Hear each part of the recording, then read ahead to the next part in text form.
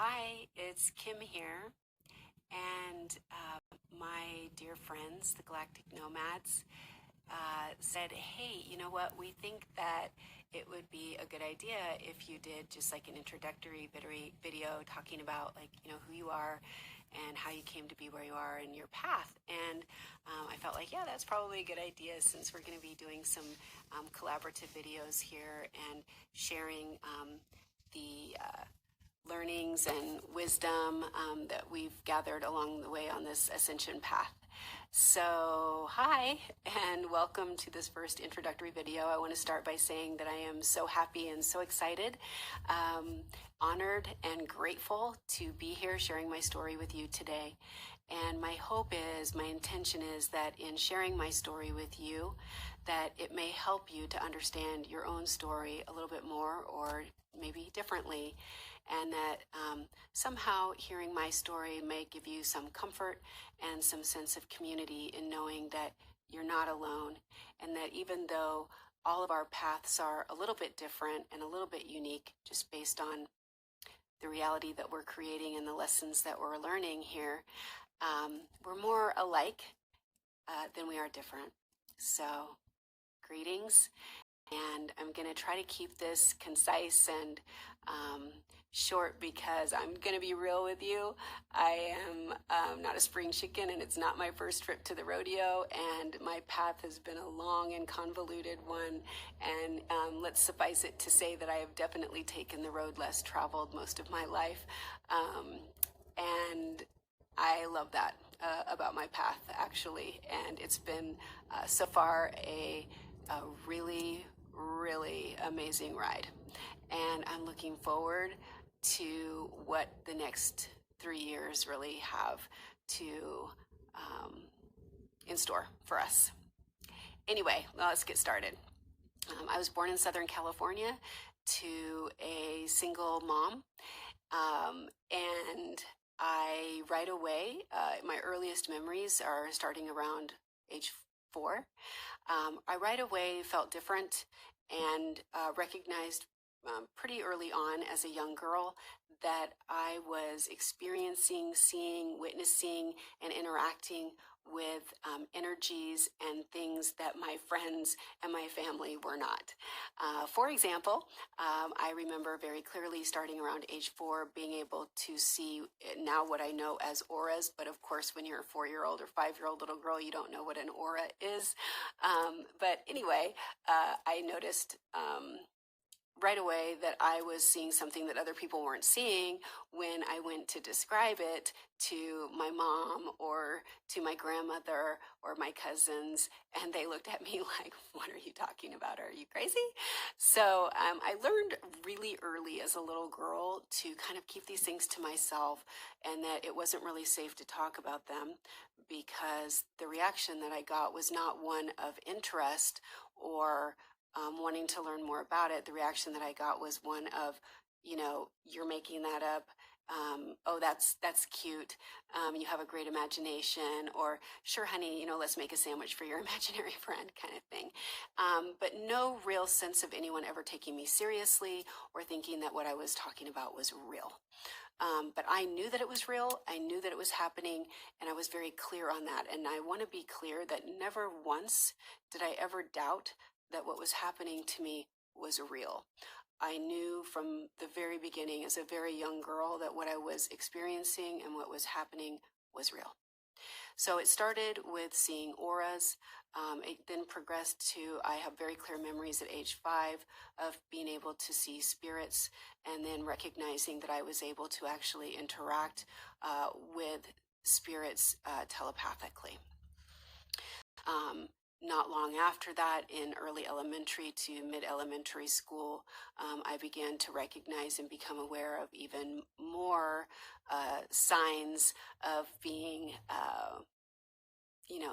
clairsentient, which is what I know I am now. But again, at the time, when you're 9 years old, you don't know what clairsentient is. But I began to recognize that I could also sense the energy, or for lack the consciousness energy that would come from plants. It started with trees, and also with animals.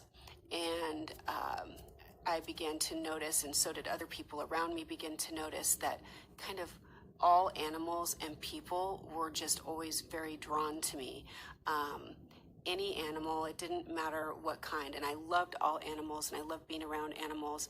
And I think, like a lot of us, I really, really loved being in nature as a kid, and even now, really important for us to always, as much as possible, be in nature. We, as empaths, as light workers, as starseeds, as indigo children, as rainbow warriors, as clairvoyants, clairsentients, all of that, it's so, so, so very important that we be in nature as much as possible. But anyway, I digress.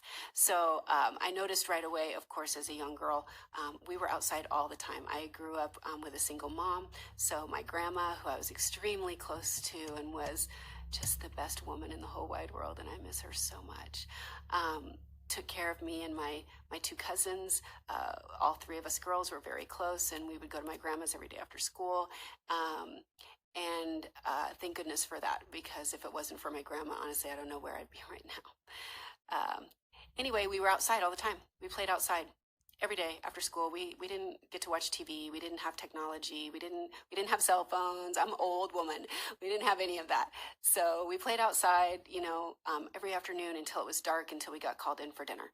And being outside, I really started to notice that I did not, that my cousins, who I played with all the time, were just not having the same experiences with nature that I was having, in terms of actually being able to sense emotions coming from plants and trees. And I could feel them very strongly, and at times it was overwhelming. Of course, now I know that I'm an empath. At the time, I did not know that.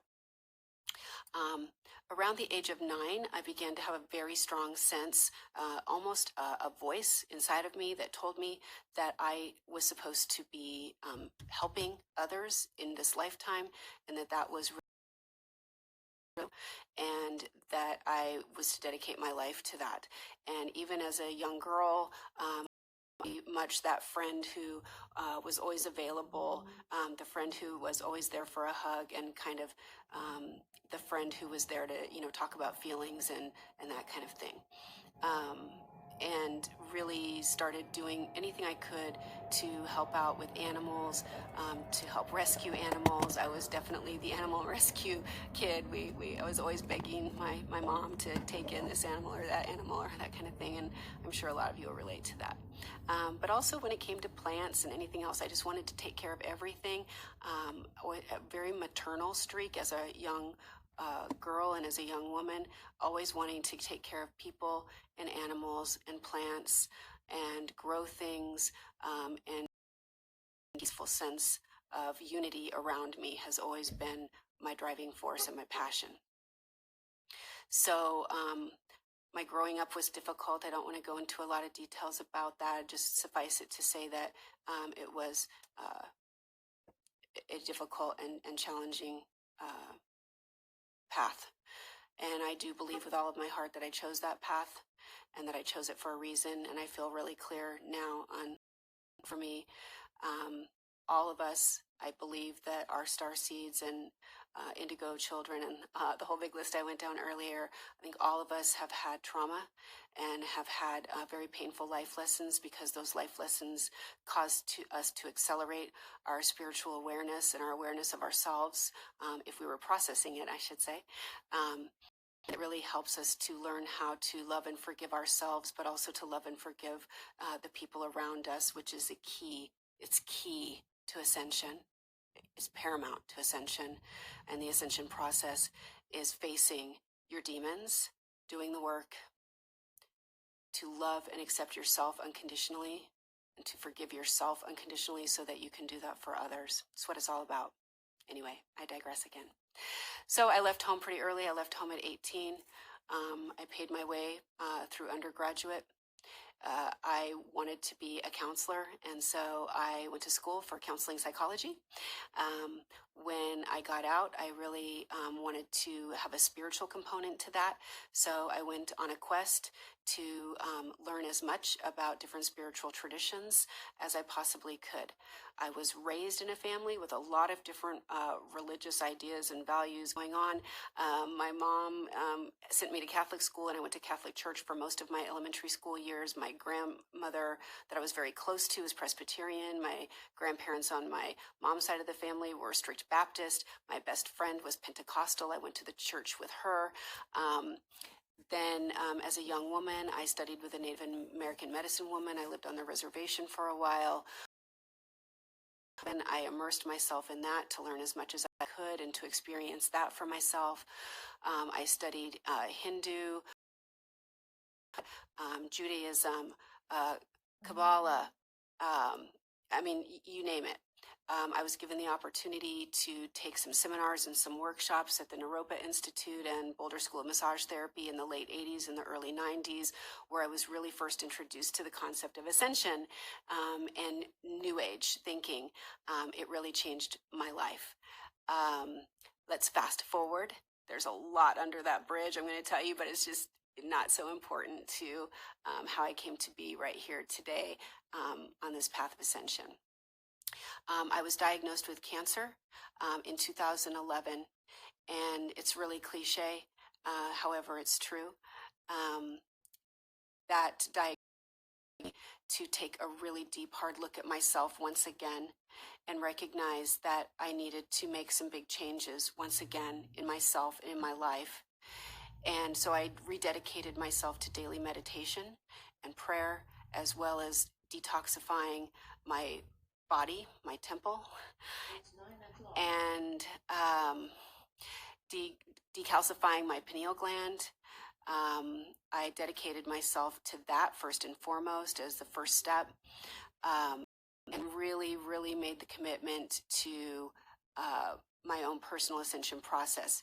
Now I recognize that we are at a place in our timeline where it is really no longer about individual ascension. It never really has been.